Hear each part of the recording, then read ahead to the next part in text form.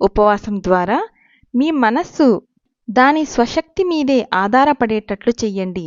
ఆ శక్తి ప్రకటనమైనప్పుడు మీ శరీరంలో ఉన్న ప్రాణశక్తి మరింత నిత్యమైన శక్తితో పెరుగుతూ దృఢమవుతుంది. చేతనా స్తరంలో కూడా ఉపవాసం వల్ల మీ శరీరం బలహీనమవుతుందని మీ మనస్సు ఆలోచనను కల్పిస్తే అది బలహీనమవుతుంది. కానీ మీ శరీరం బలంగా ఉందని మీ మనస్సులో నిశ్చయం చేసుకుంటే అది ఏ విధమైన బలహీనతను అనుభవించదు. దానికి బదులుగా అది గొప్ప శక్తిని అనుభూతి పొందుతుంది. చాలామందికి ఈ విషయం తెలియదు, ఎందుకంటే వాళ్ళు ఎన్నడూ దానికోసం ప్రయత్నించలేదు. మీ మనస్సు ఏ విధమైన అద్భుతాలు చూపించలేదు. మీరు దాన్ని అలా పనిచేసేలా చేస్తే తప్ప.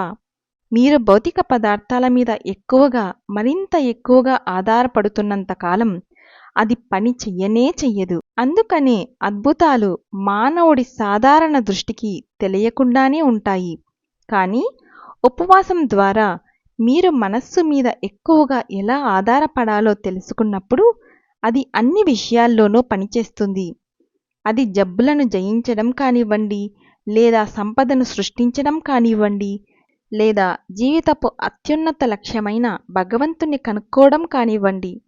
తనను తాను నిగ్రహించుకున్న యోగి మనస్సు పూర్తిగా అతని వశంలో ఉంటుంది.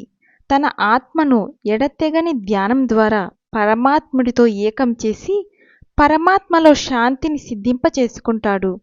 నిర్వాణం, మోక్షం పొందుతాడు. Thank you.